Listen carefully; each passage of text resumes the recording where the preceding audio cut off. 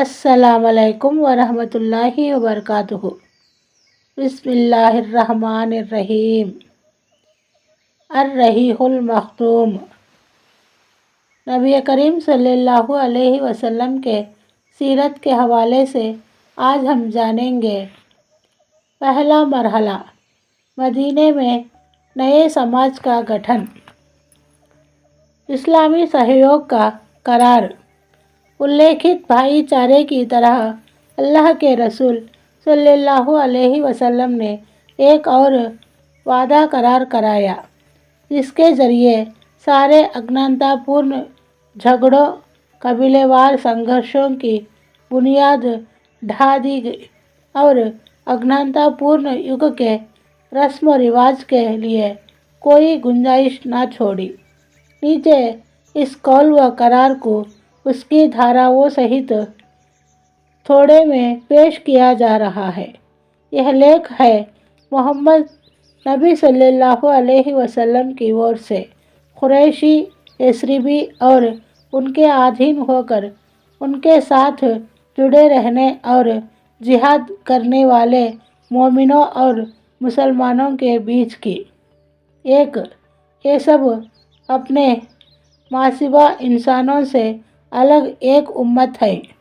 دو، مہاجر قریش اپنی پچھلی حالت کے مطابق آپس میں دیت ادا کریں گے اور ایمان والوں کے درمیان بھلے طریقے سے اور انصاف کی بنیادوں پر اپنے قیدی کا فدیہ ادا کریں گے، اور ان کا ہر گروہ بھلے طریقے پر اور ایمان والوں کے درمیان انصاف کے ساتھ اپنے قیدی کا فدیہ ادا کریں گے۔ تین، ایمان والے اپنے بیچ کسی بے کس کو فدیہ یا دیت کے معاملے میں بھلے طریقے کے مطابق لین دین سے محروم نہ رکھیں گے۔ چار، سارے سچے ایمان والے اس ویکتی کے خلاف ہوں گے جو ان پر زیادتی کرے گا یا ایمان والوں کے درمیان ظلم اور گناہ اور زیادتی اور فساد کے راستے کو کھوج رہا ہوگا۔ پانچ، ان سب کے ہاتھ اس ویکتی کے خلاف ہوں گے چاہے وہ ان میں سے کسی کا لڑکا ہی کیوں نہ ہو۔ چھ، کوئی ایمان والا کسی ایمان والے کو کافر کے بدلے قتل نہ کرے گا۔ سات، کسی ایمان والے کے خلاف کسی کافر کی مدد نہ کرے گا۔ آٹھ، اللہ کا ذمہ ایک ہوگا اور ایک معمولی آدمی کا دیا ہوا ذمہ بھی سارے مسلمانوں پر لاگو ہوگا۔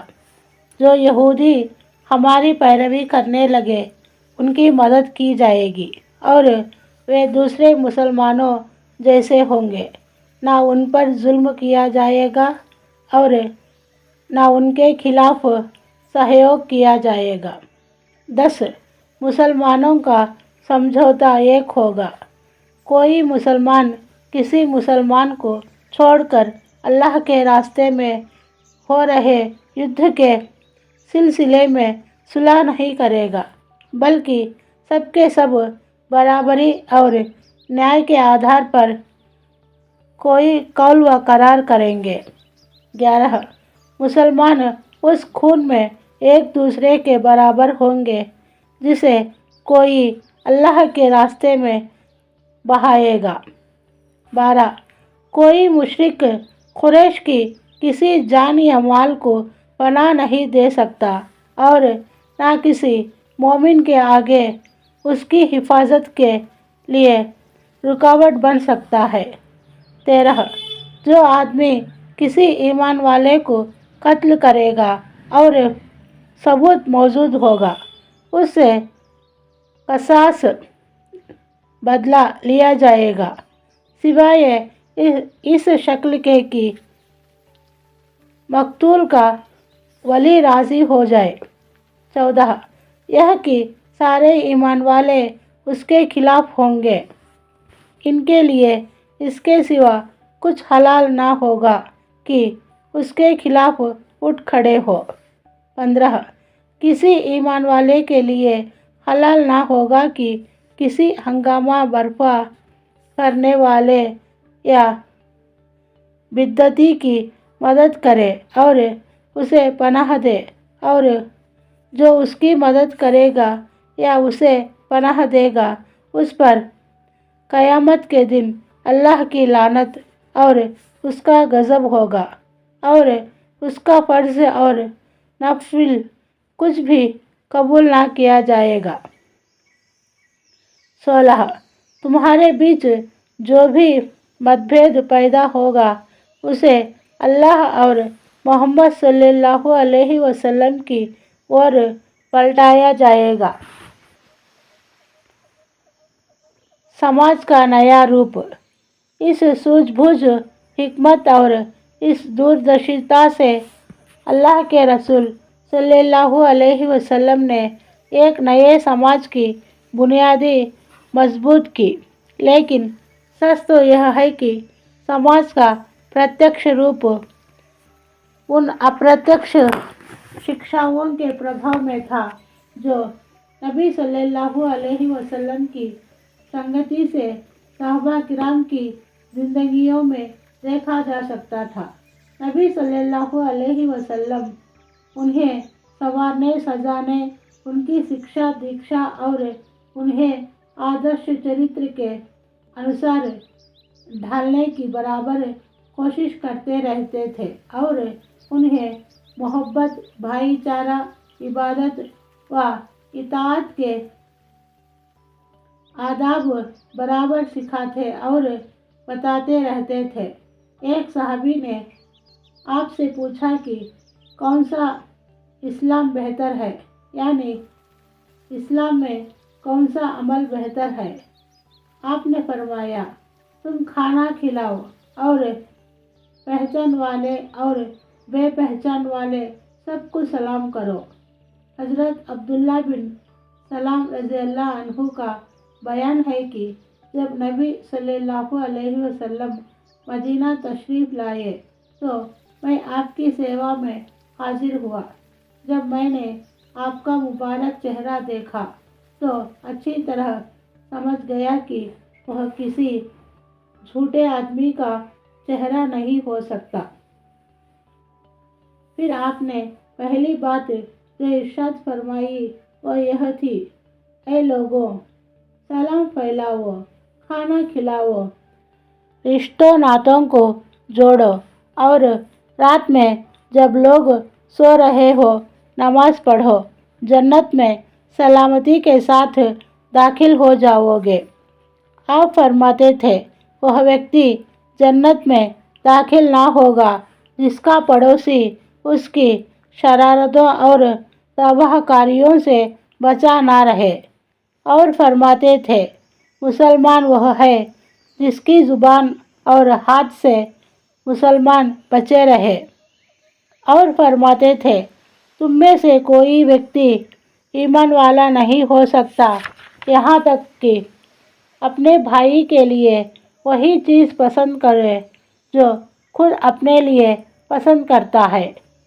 اور فرماتے تھے، سارے ایمان والے ایک آدمی کی طرح ہے کہ اگر اس کی آنکھ میں تکلیف ہو تو سارے جسم کو تکلیف محسوس ہوتی ہے، اور اگر سر میں تکلیف ہو تو سارے جسم کو تکلیف محسوس ہوتی ہے۔ اور فرماتے، مومن کے لیے عمارت کی طرح ہے جس کا کچھ کو طاقت پہنچاتا ہے۔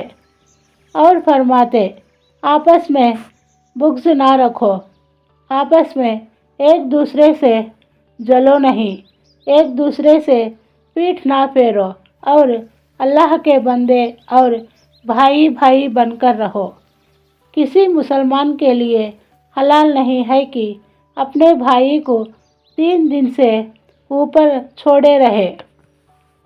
اور فرماتے، مسلمان کا بھائی ہے، نہ اس پر ظلم کرے اور نہ اسے دشمن کے حوالے کرے، اور جو ویکتی اپنے بھائی کی ضرورت پوری کرنے میں लगा रहेगा, अल्लाह उसकी ज़रूरतें पूरी करेगा। और जो व्यक्ति किसी मुसलमान से कोई गम और दुख दूर करेगा, अल्लाह उस व्यक्ति से क़यामत के दिन के दुखों में से कोई दुख दूर करेगा। और जो व्यक्ति किसी मुसलमान की पर्दापोशी करेगा, अल्लाह क़यामत के दिन उसकी पर्दापोशी करेगा। और फरमाते, तुम लोग ज़मीन वालों पर मेहरबानी करो, तुम पर आसमान वाला मेहरबानी करेगा। और फरमाते, वह व्यक्ति मोमिन नहीं जो खुद पेट भरकर खा ले और उसके बगल में रहने वाला पड़ोसी भूखा रहे। और फरमाते, मुसलमान से गाली गलौज करना फिस्क है और उससे मारकाट करना कुफ्र है। इसी तरह आप सल्लल्लाहु अलैहि वसल्लम रास्ते से तकलीफ़ पहुंचाने वाली चीज़ हटाने को सदका करार देते थे और इसे ईमान की शाखाओं में से एक शाखा गिना करते थे। साथ ही आप सदक़े और खैरात पर उभारते थे। उसकी ऐसी ऐसी बड़ाइयाँ बयान करते थे कि उसकी ओर दिल अपने आप खींचते चले जाए। चुनाचे आप फरमाते कि सदका गुनाहों को ऐसे ही बुझा देता है जैसे पानी आग को बुझाता है। और आप फरमाते कि जो मुसलमान किसी नंगे मुसलमान को कपड़ा पहना दे, अल्लाह उसे जन्नत का हरा कपड़ा पहनाएगा। और जो मुसलमान किसी भूखे मुसलमान को खाना खिला दे, अल्लाह उसे जन्नत के फल खिलाएगा। और जो मुसलमान किसी प्यासे मुसलमान को पानी पिला दे, अल्लाह उसे जन्नत की मोहर लगी हुई शराबे तहूर पिलाएगा। आप फरमाते, आग से बचो, अगरचे खजूर का एक टुकड़ा ही सदका करके, और अगर वह भी ना पाओ तो पाकीज़ा बोल ही के ज़रिए। और इसी के पहलू बा पहलू दूसरी ओर आप मांगने से परहेज़ की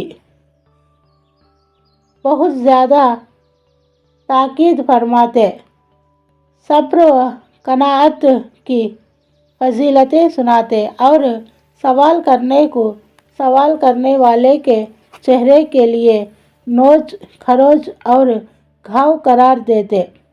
अलबत्ता उससे उस व्यक्ति को अपवाद करार दिया जो बहुत ज़्यादा मजबूर होकर सवाल करे।